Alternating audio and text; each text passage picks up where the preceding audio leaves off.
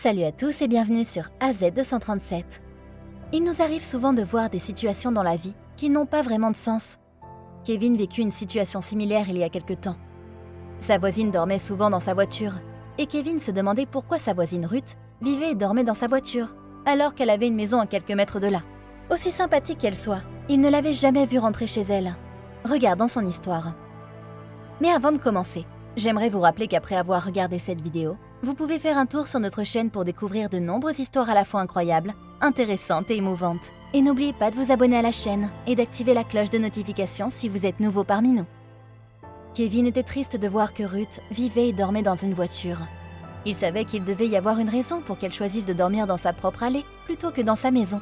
Il pouvait voir que sa situation embarrassait Ruth chaque fois qu'il passait par là et regardait dans sa voiture.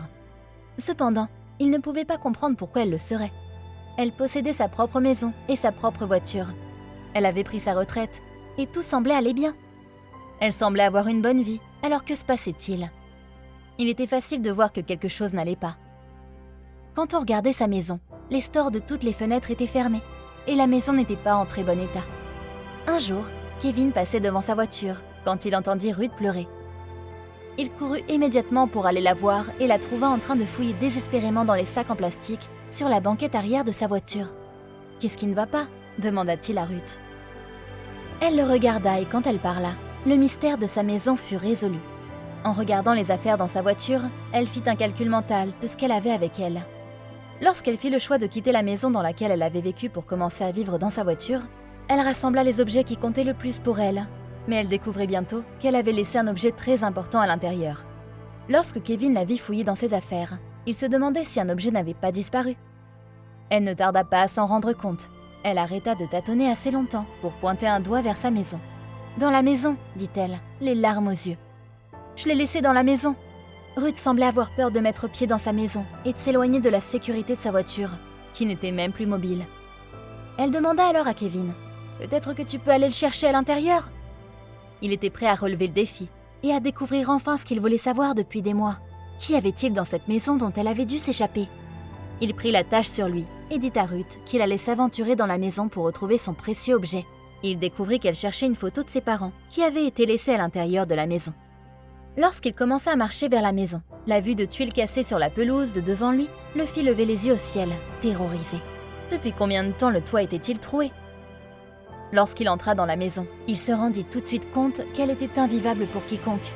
Il y avait des tas d'ordures sur le sol qui rendaient difficile le passage d'une pièce à l'autre sans s'accrocher au mur, et les gros tas d'ordures dégageaient une odeur difficile à supporter. Par bonté d'âme, Kevin avait accepté de retrouver la photo perdue de Ruth, mais il voulait maintenant désespérément sortir de la maison. Mais sa curiosité prit le dessus alors qu'il marchait dans la maison. Était-il possible qu'il puisse trouver une seule photo dans cette montagne de choses? Il se couvrit le nez en traversant la pièce, soudainement effrayé par la qualité de l'air de la maison. De toute évidence, personne n'avait mis les pieds dans la maison depuis des semaines, mais il se demandait depuis combien de temps elle était dans cet état. Vivre dans une voiture semblait être une bien meilleure option que d'essayer de naviguer dans cette maison. S'il voulait trouver la photo, il devait commencer quelque part. Il choisit donc une pile de papier qui semblait être plus ancien et commença à les parcourir. Il s'attendait à ce que sa recherche prenne des heures s'il continuait à ce rythme. Après avoir parcouru une pile de papier et n'avoir rien trouvé d'important, il la poussa sur le côté et jeta un coup d'œil à sa droite. Il y avait encore des dizaines de piles de papier, de magazines et de dossiers qui pouvaient cacher la photo qu'il cherchait. Alors, lentement mais sûrement, il continua sa recherche à travers les reliques. Lorsqu'il ramassa un vieux livre, il sut qu'il se rapprochait de ce qu'il cherchait. Le livre était conservé dans une boîte avec d'autres objets sentimentaux comme un vieux trophée et un diplôme encadré. La boîte était visiblement moins poussiéreuse que la plupart des autres objets de la pièce. Bien sûr, en creusant un peu plus, il trouva ce qu'il était venu chercher. Mais serait-il capable de se frayer un chemin hors de la maison? Heureusement, la photo qui était si importante pour Ruth était l'une des rares choses laissées en parfait état. La photo était jaunie et décolorée, mais elle était encore en très bon état, si l'on considérait que le reste de sa maison était si mal entretenu. La photo en main, Kevin était prêt à quitter la maison aussi vite qu'il y était rentré.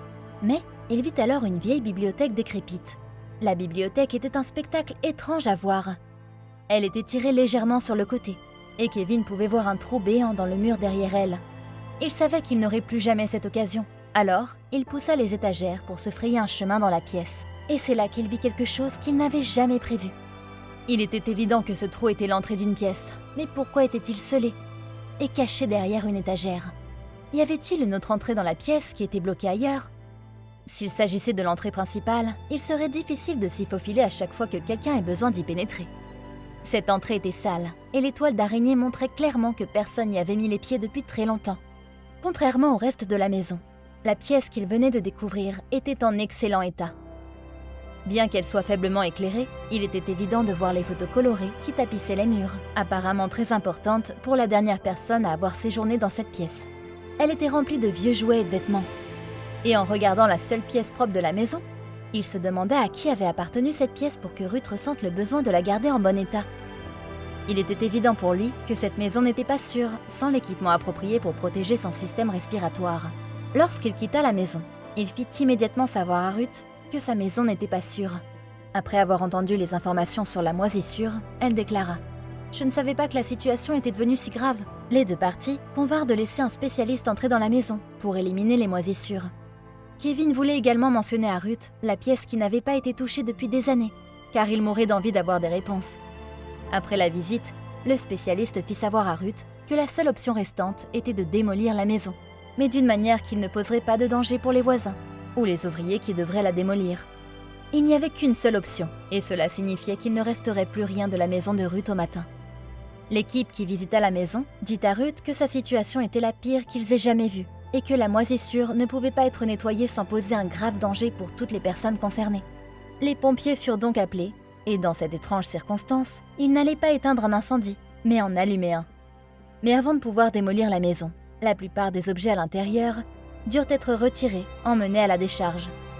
Malheureusement, en raison des niveaux élevés de moisissure à l'intérieur de la maison, très peu d'objets purent être sauvés, et il aurait été dangereux pour la santé de conserver tout ce qui avait été proche de la moisissure.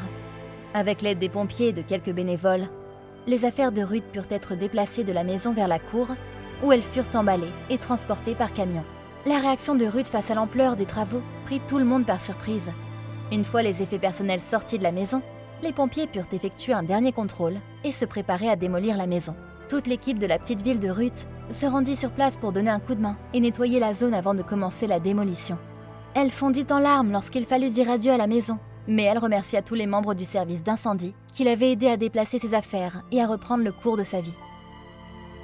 Avant que la maison ne soit incendiée, les pompiers procédèrent à une dernière vérification de la maison.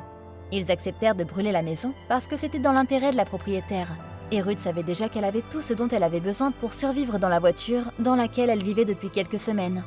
D'une certaine manière, se débarrasser de cette maison serait un fardeau en moins sur ses épaules. Mais maintenant que sa maison avait disparu, où allait-elle aller ? Après avoir assisté à la destruction totale de la maison qu'elle avait construite et dans laquelle elle avait vécu toute sa vie, où irait-elle ? La voiture dans laquelle elle dormait ne devait certainement pas être son dernier foyer. Heureusement, les amis qu'elle s'était faites dans sa vie profitèrent de l'occasion pour l'aider. Avec toutes ses affaires essentielles emballées dans sa voiture, Kevin l'aida à trouver un endroit où vivre. Une communauté voisine pour personnes âgées semblait être le meilleur choix pour cette femme.